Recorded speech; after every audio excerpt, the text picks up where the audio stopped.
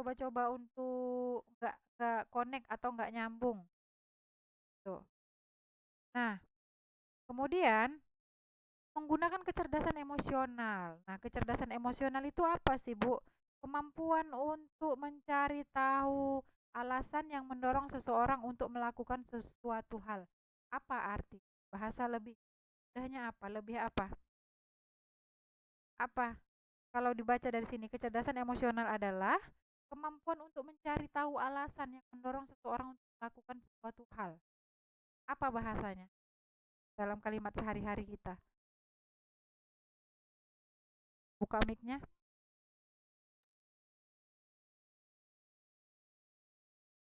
Kalian jangan anggap saya kayak radio ya. Ide, Ngomong. Bu. Hah? Ide. Iya, ide.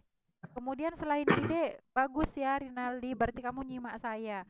Kemudian selain ide juga apa namanya? Peka, lebih lebih peka, lebih apa namanya? Lebih sadar diri lah, lebih ibaratnya kalau kata apa pacaran, konsep orang pacaran, perhatian.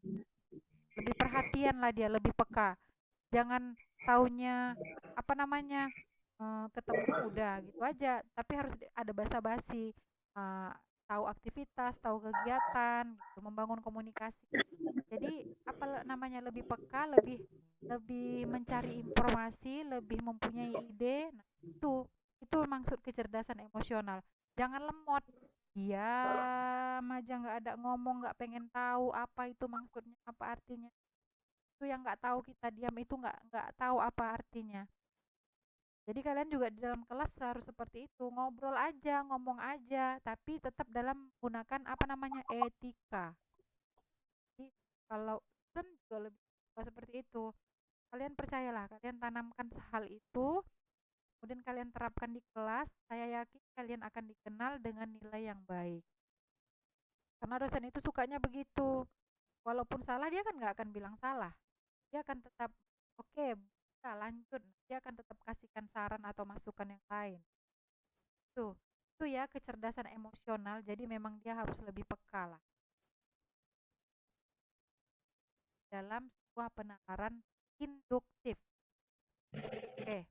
Nah, jadi apa namanya, kemampuan ini memang kalian harus memilih nanti dalam menulis sebuah karya tulis ilmiah, dalam sebuah skripsi, kurikulum, dan laporan akhir, tergantung kebutuhannya lah. Kalian lebih butuh yang mana? Kemudian kalian nanti pilih mau menggunakan skill atau kemampuan yang mana kamu perlukan untuk memudahkan penalaran induktif. Kan ada 5 nih. Ah, oke. Jadi udah ngantuk ya. Capek satu harian aktivitas, ya kan, dari pagi ngajar, kemudian nggak penuh jam ya. Oke. Kemudian ini deduktif dan induktif. Deduktif versus induktif. Oke.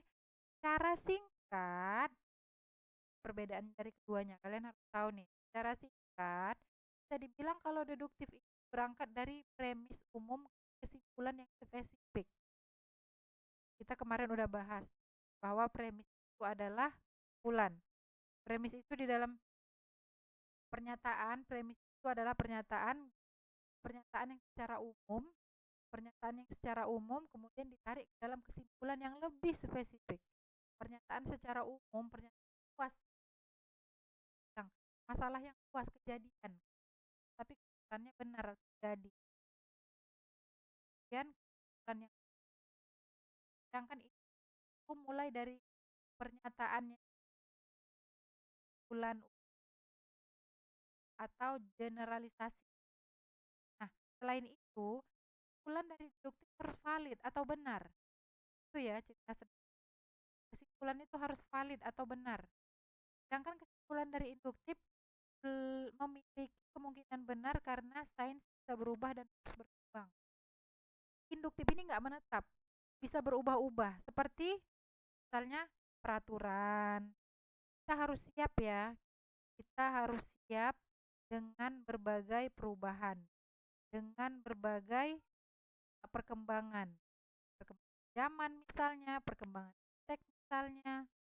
Jadi kalau semata-mata kelas kita online, ya online, tiba-tiba offline tatap muka, kalian jangan terkejut. Kita harus siap dengan segala perubahan. Oke, itu aja.